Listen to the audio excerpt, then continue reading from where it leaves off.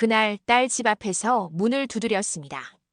하지만 열린 건 문이 아니라 경찰이었죠. 평생 가족을 위해 살아온 한 여인의 이야기. 누군가의 엄마로만 존재했던 삶이 어떻게 혼자서 다시 일어섰는지. 오늘 그 조용하고도 강한 여정을 끝까지 함께 해주세요. 문 앞에서 쫓겨난 날 내 딸은 내게 하지 못한 말을 경찰에게 대신하더군요. 어머니가 이 시간에 왜 여기 왔냐고, 시댁 식구들 앞에서 너무 곤란하다고, 이렇게까지 할 줄은 몰랐다고요. 안녕하세요. 저는 올해 72이에요. 고향은 충청도이고 지금은 서울 외곽에 조그만 다세대 반지하에서 혼자 살고 있습니다. 남편은 3년 전부터 요양병원에 있고 그 생활비를 감당하다가 더는 버틸 수가 없었어요.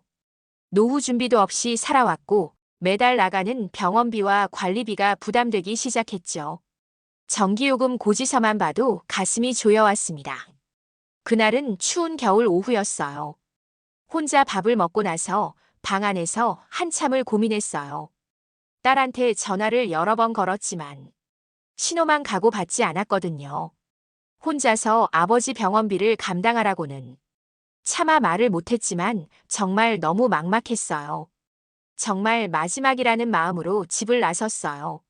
서울의 딸 집 앞에 도착했을 땐 손끝이 얼어서 현관벨도 잘 누르지 못했죠. 초인종 소리에 문이 열렸고 딸 얼굴을 오랜만에 봤어요. 화장을 진하게 하고 예쁜 옷을 입은 모습이 아주 낯설게 느껴졌어요. 그 애는 말도 없이 날 보더니 뒤로 돌아 사라졌고 얼마 지나지 않아 경찰이 도착했어요.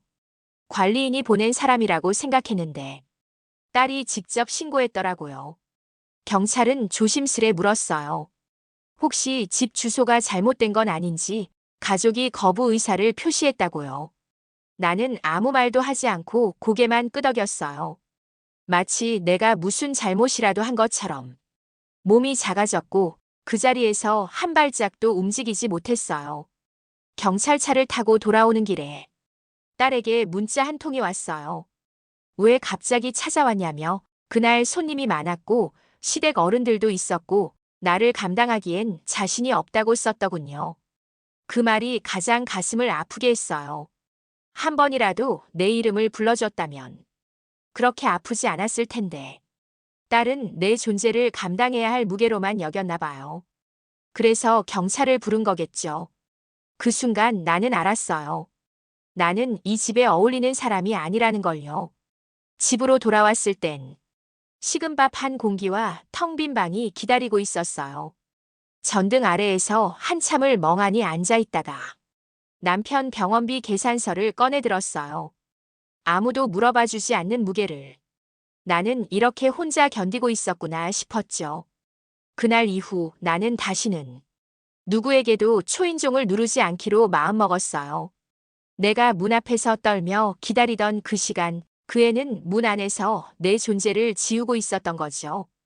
이 이야기는 제 인생의 끝인 줄 알았던 그 겨울날의 시작으로부터 천천히 아주 느리게 변해가는 시간에 대한 기록이에요. 엄마가 창피하다던 그 말, 그 문장 하나가 내 평생을 갈랐어요.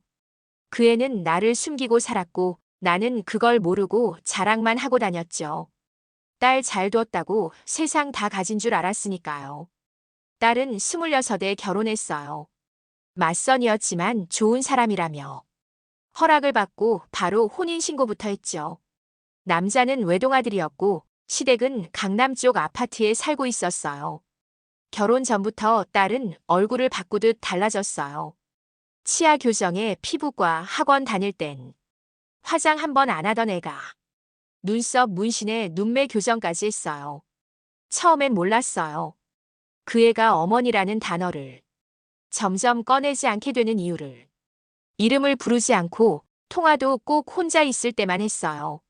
전화기 너머에서 늘 누군가를 조심하는 목소리였어요. 결혼식 날 딸은 내 손을 한 번도 꼭 잡지 않았어요. 시어머니 옆에 서는 걸 더 편해했죠.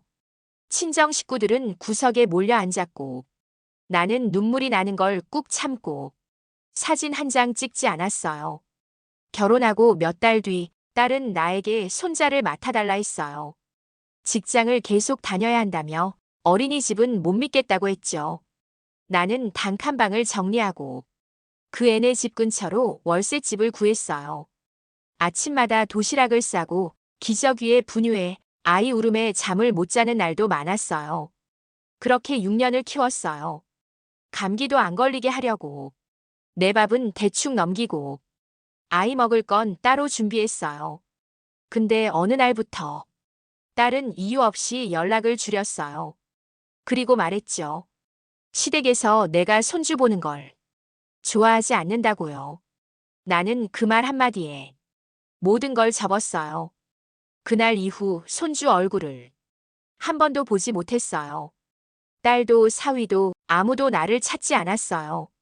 친구들에게는 거짓말했어요. 애들이 바빠서 잘 못 본다고. 사위가 효자라서 나까지 신경 못 쓴다고요. 그렇게 내 입으로 나를 지우는 말들을 스스로 하게 되더라고요. 근데 그날 경찰을 부른 날 모든 게 드러났어요. 나는 그에게 존재 자체가 부담이었고 치워야 할 문제였고 눈앞에서 사라졌으면 하는 존재였다는 걸 그제야 알았어요. 세상에서 가장 슬픈 일은 누군가의 엄마라는 이유로 내 이름이 사라지는 거였어요. 나는 누구의 보호자였지만 누구의 사람이 아니었고 누군가의 짐으로만 남았던 거죠. 그 애는 그렇게 나를 문 밖으로 밀어냈고 나는 그렇게 내 이름을 다시 생각하게 되었어요. 엄마가 창피하다던 그 말, 그 문장 하나가 내 평생을 갈랐어요. 그 애는 나를 숨기고 살았고 나는 그걸 모르고 자랑만 하고 다녔죠. 딸 잘 뒀다고 세상 다 가진 줄 알았으니까요. 딸은 26에 결혼했어요. 맞선이었지만 좋은 사람이라며 허락을 받고 바로 혼인신고부터 했죠. 남자는 외동아들이었고 시댁은 강남 쪽 아파트에 살고 있었어요. 결혼 전부터 딸은 얼굴을 바꾸듯 달라졌어요. 치아 교정에 피부과 학원 다닐 땐 화장 한 번 안 하던 애가 눈썹 문신에 눈매 교정까지 했어요. 처음엔 몰랐어요. 그 애가 어머니라는 단어를 점점 꺼내지 않게 되는 이유를. 이름을 부르지 않고 통화도 꼭 혼자 있을 때만 했어요. 전화기 너머에서 늘 누군가를 조심하는 목소리였어요. 결혼식 날 딸은 내 손을 한 번도 꼭 잡지 않았어요. 시어머니 옆에 서는 걸 더 편해했죠. 친정 식구들은 구석에 몰려 앉았고 나는 눈물이 나는 걸 꾹 참고 사진 한 장 찍지 않았어요. 결혼하고 몇 달 뒤 딸은 나에게 손자를 맡아달라 했어요. 직장을 계속 다녀야 한다며 어린이집은 못 믿겠다고 했죠. 나는 단칸방을 정리하고 그 애네 집 근처로 월세집을 구했어요. 아침마다 도시락을 싸고 기저귀에 분유에 아이 울음에 잠을 못 자는 날도 많았어요. 그렇게 6년을 키웠어요. 감기도 안 걸리게 하려고. 내 밥은 대충 넘기고 아이 먹을 건 따로 준비했어요. 근데 어느 날부터 딸은 이유 없이 연락을 줄였어요. 그리고 말했죠. 시댁에서 내가 손주 보는 걸 좋아하지 않는다고요. 나는 그 말 한마디에 모든 걸 접었어요. 그날 이후 손주 얼굴을 한 번도 보지 못했어요. 딸도 사위도 아무도 나를 찾지 않았어요. 친구들에게는 거짓말했어요. 애들이 바빠서 잘 못 본다고. 사위가 효자라서 나까지 신경 못 쓴다고요. 그렇게 내 입으로 나를 지우는 말들을 스스로 하게 되더라고요. 근데 그날 경찰을 부른 날 모든 게 드러났어요. 나는 그에게 존재 자체가 부담이었고 치워야 할 문제였고 눈앞에서 사라졌으면 하는 존재였다는 걸 그제야 알았어요. 세상에서 가장 슬픈 일은 누군가의 엄마라는 이유로 내 이름이 사라지는 거였어요. 나는 누구의 보호자였지만 누구의 사람이 아니었고 누군가의 짐으로만 남았던 거죠.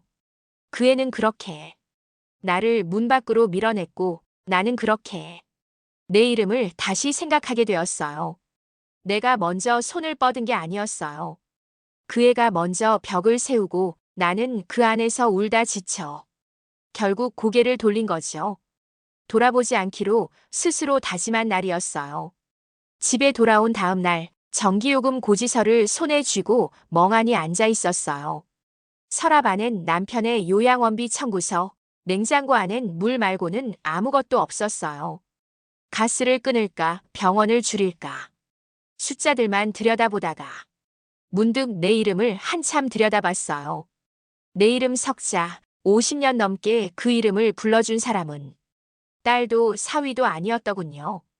그 애는 단 한 번도 내 이름을 소리내 불러준 적이 없었어요. 그저 엄마 그 이상도 이하도 아닌 말.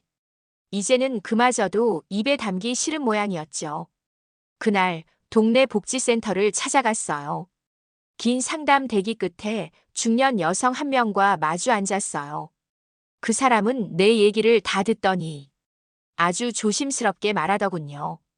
가족 부양 거부 절차가 있긴 하다고요. 의사를 남기면 국가 차원에서 독립된 노인으로 분류될 수 있다고요. 나는 그 말을 듣자마자 고개를 끄덕였어요. 이제는 딸이 내 인생을 좌우하지 않게 하려고요. 남겨줄 재산도 없고 내가 떠난 뒤에 누가 뭘 가져가든 그건 이제 중요한 게 아니었어요. 오히려 남기지 않는 게 그 아이를 돕는 마지막 방법일지도 몰랐어요. 그래서 상속 포기 유언장을 쓰기로 했어요. 내 사후엔 누구에게도 재산이 가지 않도록 국가가 정리해달라고 요청하는 서류였어요. 그 종이를 작성하며 이게 무슨 뜻인지 스스로에게 물었어요.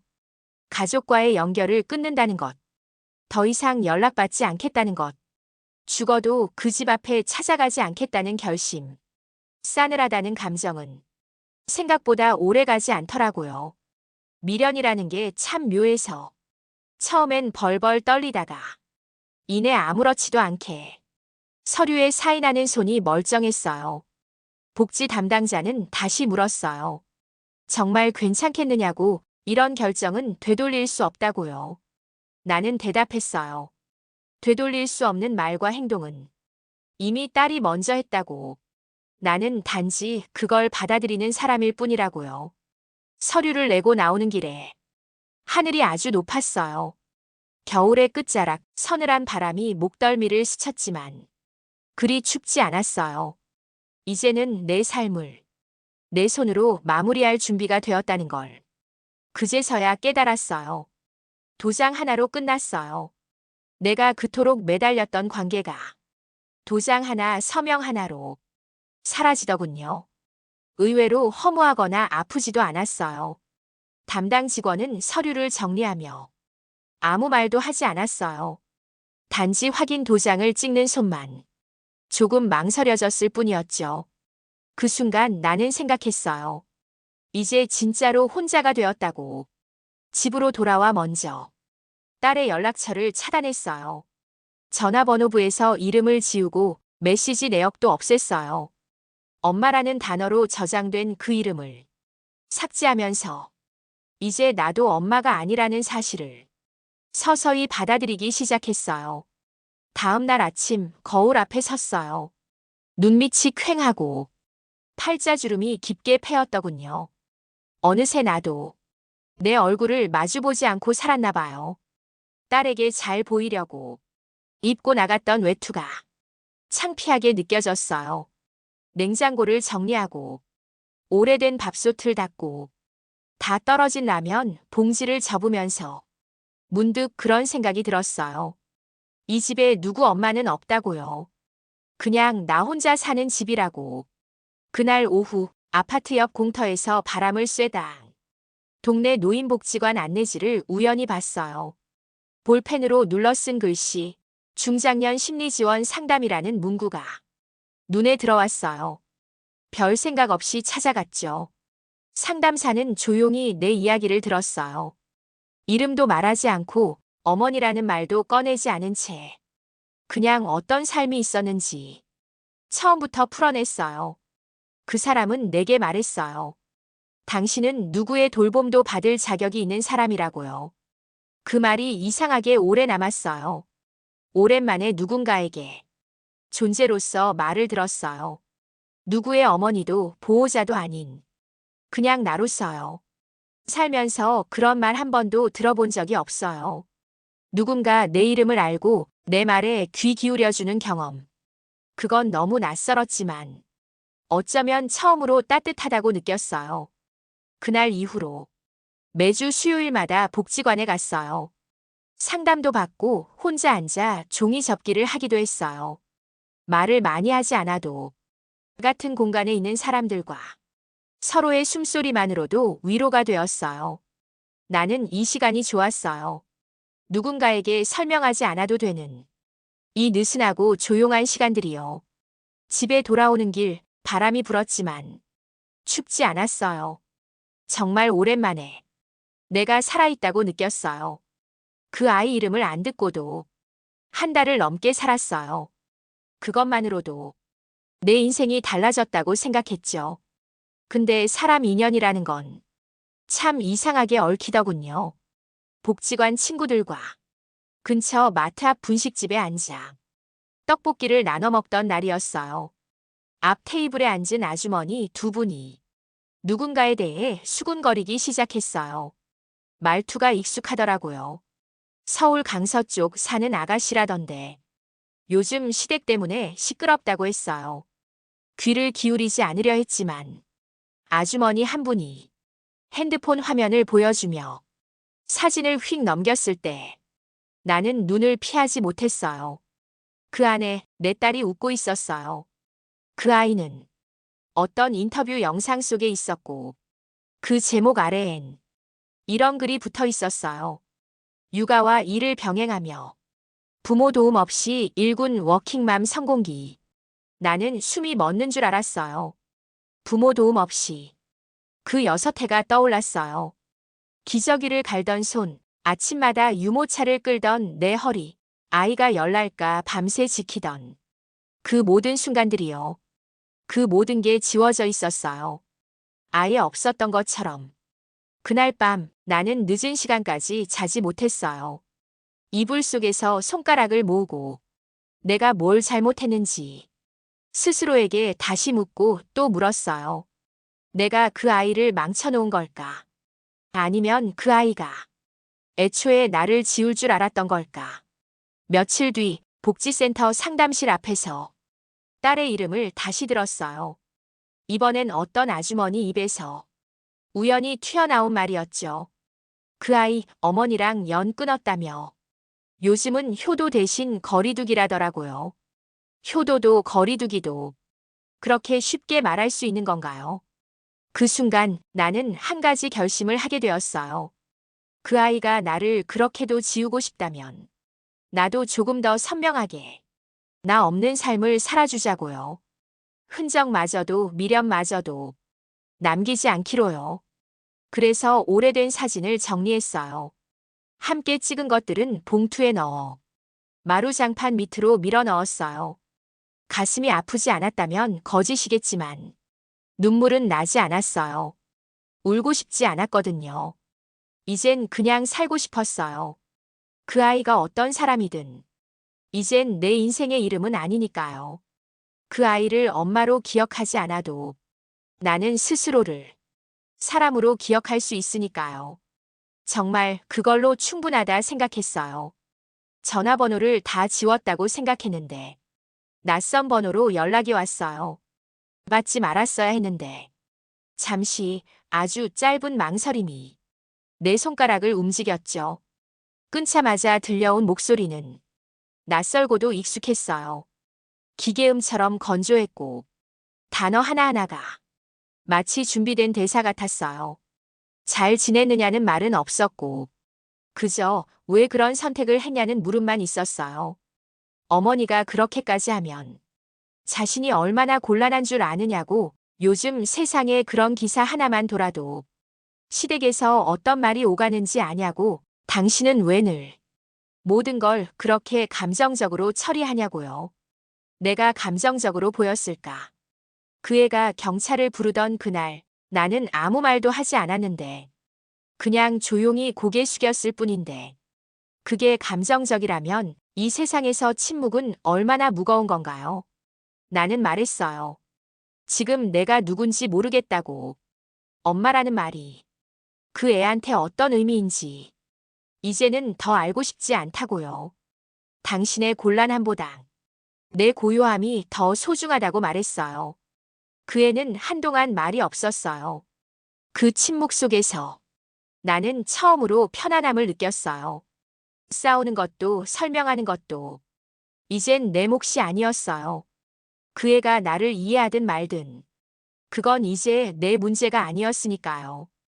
통화를 끊고 거실에 앉아 커튼 사이로 햇살이 비치는 걸 봤어요. 한낮의 빛은 유난히 조용했고 그 고요함 속에서 나는 아주 오래 숨을 들이마셨죠. 그날 오후 복지센터 담당자에게 전화를 걸었어요. 법적 조치를 마무리할 준비가 되었다고요. 가족 관계에서 내 이름을 제외하고 상속 유언도 다시 작성하겠다고요. 더는 물려줄 것도 남길 것도 그 애에게 남아있지 않다고. 내가 어떤 선택을 하든 이제는 내 이름으로만 책임지기로 했어요. 누구의 엄마로 불리는 일이 이토록 지친다는 걸 너무 늦게 깨달았지만 그래도 이제라도 내 삶을 살고 싶었어요. 전화기 통화 기록을 지우며 나는 마지막으로 그의 이름을 눌러봤어요. 차단 목록에 이미 올라있더군요. 그게 마음을 조금 편하게 했어요. 한때 그렇게 불러줬던 이름을 이제는 마음에서조차 내려놓을 수 있게 됐다는 사실이요. 식탁에 앉아 조용히 밥을 먹을 수 있게 된 게 언제부터였는지 잘 기억나지 않아요. 누가 앉아있든 없든 내 숟가락은 늘 바빴고 마음은 늘 눈치를 보며 식었으니까요. 이제는 따뜻한 밥을 천천히 씹을 수 있게 되었어요. 텔레비전 소리 대신 내 숨소리를 들으며 밥을 다 먹은 후엔 그릇을 포개며 내 이름을 한번 불러보죠. 내가 살아있구나. 그 짧은 소리에 스스로 답하는 거예요. 복지관 수업에서 수채화 모임이 생겼다고 했어요. 망설였지만 이름을 적었고 며칠 뒤 작은 교실에 앉아 붓을 쥔 내 손을 보고 참 오래 걸렸다는 생각이 들었어요. 다른 사람들과 나란히 앉아 같은 꽃을 그렸어요. 누구는 진달래를, 누구는 백합을, 나는 국화를 그렸죠. 말은 많이 하지 않았지만 그 조용한 동행이 따뜻했어요. 그 중에 한 아주머니는 도화지보다 내 손을 자꾸 보시더니 말하셨어요. 참 단단하게 살아오셨다고. 저 손이 그걸 말해준다고요. 나는 웃었어요. 울음이 섞인 웃음이었죠. 그분은 나보다 2살 위였고 남편 없이 살아온 지 10년이 넘었다고 했어요. 딸 둘을 키웠지만 지금은 연락하지 않는다고 했죠. 그 말에 나는 고개만 끄덕였어요. 서로 더 묻지 않았어요. 우린 설명 없이도 서로를 다 이해하고 있었으니까요. 그 수업이 끝날 때마다 근처 분식집에서 김밥 한 줄을 나눴어요.